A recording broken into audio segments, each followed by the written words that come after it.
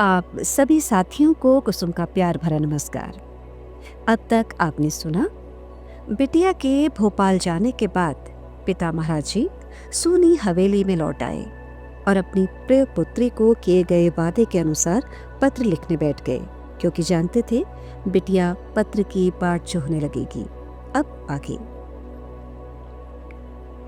अपने अलौकिक चमत्कारों के कृपापूर्ण आशीर्वादों से न जाने कितने रूपों में कितने स्थान पर प्रकट होकर भक्तों के हृदय को भक्ति की सरस धारा से श्री महाराज जी पावन कर देते थे और स्वयं अपने विराट रूप को साधारण मानव के कवच में सहजता से छुपाए रखते, पर अलौकिक जगत में दिव्यता की सुगंध भला कब तक छिपी रहती।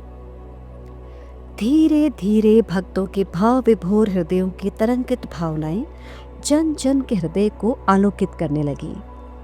देश के विभिन्न क्षेत्रों में श्री महाप्रभु महाराज के अलौकिक प्रेम से सरोबार भक्तों में सभी उनके रंग में रंगने लगे।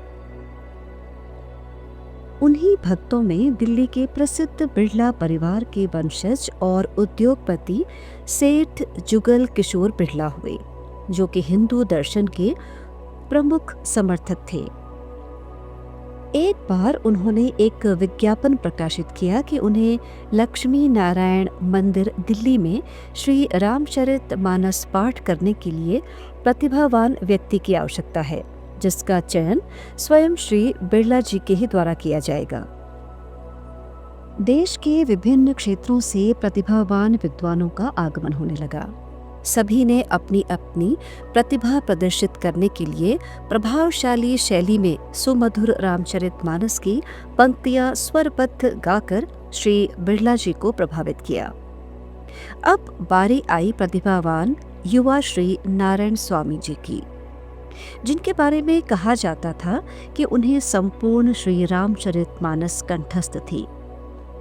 हाथ में हारमोनियम लिए जब अपने मधुर कंठ से उन्होंने चौपाइयों के ज्ञानवर्धक सार को अपनी गहन तंद्रा में खोकर आंखें मूंद कर गाना प्रारंभ किया, तो इस विलक्षण प्रतिभा के भावपूर्ण ओजस्वी चेहरे के प्रभाव से सभी अत्यंत प्रभावित हो गए। उद्योगपति श्री जुगल किशोर बिड़ला जी साहब तो इतने गदगद हो गए कि उन्होंने इस प्रतिभावान तेजस्वी युवा को प्रति माह 350 रुपए के पगार के साथ सभी सुविधाओं के साथ मंदिर में सेवार्थ रख लिया। सेवक और स्वामी दोनों ही अत्यंत प्रसन्न और भाव विभोर थे। इसी बीच जैसे ही उद्योगपति जुगल किशोर बिड़ला जी को पता चला कि उनके गुरु परम संत श्री नीम करोरी महाराज जी का आगमन दिल्ली में अपने भक्तों के निवास स्थान पर हुआ है, तो वे उन्हें सादर और अनुग्रह के साथ अपने निवास पर ले आए और उस ओजस्वी और प्रतिभावान युवा का जिक्र किया, जिसे अभी कुछ समय पहले ही श्री लक्ष्मी नारायण मंदिर में पुजारी के पद पर गरिमापूर्ण दायित्व के साथ चयनित किया गया था। त्रिकालदर्शी महाप्रभु महाराज जी मानवीय लीला करते हुए बोले, अच्छा, मुझे भी मिलवाओ उनसे। नियत समय पर श्री लक्ष्मी नारायण मंदिर में सुरुचिपूर्ण व्यवस्था में विविध वाद्य यंत्रों के साथ श्री रामचरित मानस पाठ के गायन का प्रबंध किया गया। युवा पुजारी पंडित नारायण स्वामी ने सभी का सम्मान करते हुए अपना स्थान ग्रहण किया और फिर हारमोनियम हाथ में लिए ध्यान मग्न होकर परम तंद्रा में उन्होंने अपना पाठ आरंभ किया। श्री रामचरितमानस की सुमधुर चौपाई दोहों के सस्वर गायन की मधुर लहरियों से जैसे पूरा कमरा भक्तिमय हो उठा। सामने परम संत श्री नीम करोली महाराज जी और सुप्रसिद्ध उद्योगपति श्री जुगल किशोर बिड़ला जी सहित अन्य अतिथियों के समक्ष मन में उत्साह लिए वाहवाही के स्वरों में युवा नारायण स्वामी परम आनंद रस में डूबे थे। पाठ पूरा हुआ। सभी की आंखें भावों और शब्दों में प्रशंसनीय विशेषणों के कृपापुंज से प्रभावित युवा पुजारी लक्ष्मी नारायण स्वामी ने संत श्री नीम करौरी महाराज जी को देखा, जो उन्हें ही निहार रहे थे। बोले, तेरे पिताजी ने हनुमान जी से धोखा किया है। तेरा जन्म तो हनुमान जी की सेवा के लिए हुआ है। आशा के विपरीत इन आहत करने वाले शब्दों को सुनकर युवा पुजारी पंडित नारायण स्वामी हतप्रभ रह गए। पिता के लिए कहे गए कटु शब्दों को सुनकर मन को चोट तो पहुंची, फिर भी संभल कर बात संभालते हुए युवा पुजारी नारायण स्वामी ने कहा, नहीं, मेरे पिताजी ने कभी किसी को कोई धोखा नहीं दिया। फिर हनुमान जी को धोखा कैसे दे सकते हैं? अपनी बातों को शिष्टता पूर्वक कहते हुए वे उत्तर की प्रतीक्षा में खड़े रहे। श्री महाराज जी उसी तटस्थ भाव से बोले, जा पूछ ले अपने पिता से। बात पिता की थी और स्थिति चुनौतीपूर्ण। पुजारी नारायण स्वामी जी ने सहज भाव से कहा, ठीक है, मैं अपने पिताजी से पूछ कर आता हूं। अगर आप सही हुए तो मैं वही करूंगा जो आप कहेंगे। फिर मन में शंकाओं का तूफान समेटे पंडित नारायण स्वामी अलवर अपने पिताजी से मिलने आ गए।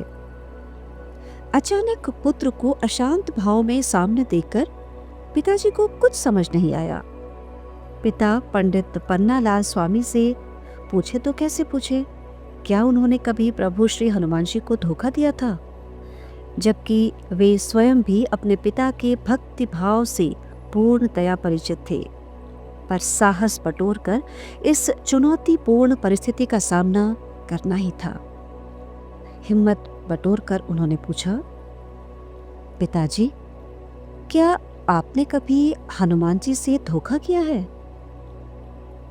पिता अवाक से पुत्र को देखकर कुछ कह नहीं पाए। बताइए पिताजी, क्या आपने हनुमान जी से धोखा किया है? पुजारी पंडित नारायण स्वामी के बार बार पूछने पर पिता के हृदय में वर्षों से धधकता ज्वालामुखी जैसे फट पड़ा। बोले, बता, तुझे ये किसने बताया? ये बातें मुझे संत श्री नीम करौरी महाराज जी ने बताई। पिता आवेश में हाँफ से रहे थे। जो बातें इतने वर्षों तक तेरी माँ मनभरी देवी को तक नहीं बताई थी, वे बातें बाबा नीम करौरी जी को कैसे पता चली? बेटा, वे साक्षात स्वयं हनुमान जी के अवतार हैं, क्योंकि ये बातें तो मेरे और मेहंदीपुर वाले बालाजी श्री हनुमान जी के बीच हुई थी, जिसे मैंने आज तक किसी से भी नहीं कहा। पुत्र हतप्रभ पिता के भावों को पढ़ता हुआ एक रहस्यमयी घटना के राज को जानने की प्रतीक्षा में था। स्वयं को संभालते हुए पिता ने फिर वर्षों पुरानी वो सच्चाई बेटे के सामने रख दी, जिसे अपराध बोधवश वे इतने वर्षों से अपने मन में छुपाए हुए थे। उन्होंने कहा, बेटा, जब तू नहीं हुआ था तब एक दिन किसी गरड़िए के कहने पर पुत्र की मन्नत मांगने मैं श्री हनुमान जी के मंदिर बालाजी मेहंदीपुर गया था। हताश मन में संतान की उम्मीद तो नहीं थी, फिर भी प्रभु को वचन दे दिया कि यदि मेरा पुत्र हुआ तो उसे आपकी सेवा में अर्पण कर दूंगा। समय बीतता गया। तेरा जन्म हमारे निराश जीवन में इतनी खुशियां ले आया कि मोहवश मैंने वास्तव में हनुमान जी को धोखा दे दिया। नहीं निभा सका मैं अपना वचन। तुझे पढ़ाया लिखाया, हरिद्वार के प्रसिद्ध विद्वान श्री प्रभुदत्त ब्रह्मचारी के मार्ग निर्देशन में शिक्षा दिलवाई। प्रखर बुद्धि का तो था ही, उचित मार्ग निर्देशन में तुझे श्री रामचरित मानस का पाठ भी कंठस्थ हो गया और धीरे धीरे चारों ओर तेरी ख्याति फैलने लगी। मन ही मन तेरी सफलताओं पर गर्व करता हुआ मैं प्रभु श्री हनुमान जी को दिए हुए वचन को भूल गया और तेरा विवाह करवाकर मैं निश्चिंत हो गया। तुम्हारी पत्नी और पुत्रों के साथ गृहस्थ के उपवन को देखकर मैंने कभी सोचा भी नहीं था कि प्रभु स्वयं हनुमान अवतार स्वरूप में आकर मुझे मेरे वचन की याद दिलाएंगे। कहते कहते पिता का कंठ अवरुद्ध हो गया और आंखों से आंसू बहने लगे। पुत्र प्रभु श्री हनुमान जी की कृपा और आशीष स्वरूप जीवन की अनोखी गाथा सुनकर विस्मय में था। भाव भरे हृदय से एक दूसरे को दिलासा देते हुए पुत्र और पिता भाव विह्वल हो रहे थे। अब पुत्र को वापस दिल्ली आकर संत श्री नीप करौरी महाराज जी से किया हुआ वादा पूरा करना था। पुत्र ने दिल्ली पहुंचते ही अंतर्यामी प्रभु श्री महाराज जी की शरण ली और नतमस्तक होकर स्वयं को समर्पित कर उन्हें अपना गुरु मान लिया। गुरु महाराज जी का आदेश था, लाला की नौकरी छोड़ और श्री हनुमान जी की सेवा कर। आदेश का पालन करते हुए पुजारी पंडित नारायण स्वामी ने अपनी आरामदायक नौकरी छोड़कर अंतिम सांस तक श्री हनुमान जी की सेवा में समर्पित होकर जीवन जीने का संकल्प ले लिया। इधर श्री महाराज जी ने पुजारी नारायण स्वामी की पत्नी और परिवार के लिए उचित मासिक वेतन की व्यवस्था कर दी, लेकिन पंडित नारायण स्वामी जी को स्वयं किसी भी प्रकार की भौतिक संपत्ति से दूर रहने का आदेश दिया। कुछ समय के बाद परम संत श्री नीप करौरी महाराज जी अपने भक्त पंडित श्री नारायण स्वामी, श्री जुगल किशोर बिरला जी और अन्य परिकरों के साथ दिल्ली के उत्तरी क्षेत्र में पुरानी दिल्ली के पास वाले एक ऐसे वन क्षेत्र में पहुंचे जो कि कंटीली झाड़ियों और पथरीली भूमि वाला वीरान क्षेत्र था। श्री महाराज जी के आदेश पर इस स्थान की खुदाई की गई, जहां पर श्री हनुमान जी के बाल स्वरूप की एक मूर्ति मिट्टी में दबी हुई मिली, जिसे सावधानी पूर्वक बाहर निकाला गया। सभी भक्त आश्चर्यचकित थे। फिर इसी स्थान पर विधि विधान से पूजा पाठ करवाकर एक छोटे से मंदिर की स्थापना की गई।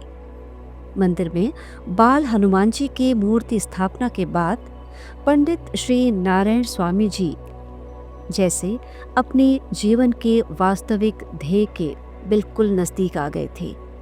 वे प्रातः 4 बजे से सेवा कार्य में समर्पित हो जाते। पूरे मंदिर और आसपास की सफाई, गोबर से लीपना और फिर विधिवत पूजा पाठ कर श्री हनुमान चालीसा का नियमित पाठ और सुंदरकांड का पाठ करना उनकी नियमित दिनचर्या में शामिल हो गया था। श्री गुरु महाराज जी का आदेश था कि इस स्थान पर वर्ष में दोनों नवरात्रियों में भंडारे का आयोजन होना चाहिए, और वो भी बिना किसी से धन की अपेक्षा किए हुए। अजीब स्थिति थी, धन भी नहीं लेना है और वर्ष में 2 भंडारे भी करवाने होंगे, और वो भी वन क्षेत्र के इस निर्जन मंदिर में। पर अपने श्री गुरु महाराज जी नीप करौरी महाराज जी के अमोघ वचनों को हृदय से श्रद्धा और विश्वास के साथ मन में धारण किए वे अपने संकल्प के प्रति पूर्ण समर्पित हो गए, और श्री महाराज जी की कृपा से मार्ग स्वयं ही प्रशस्त होते चले गए।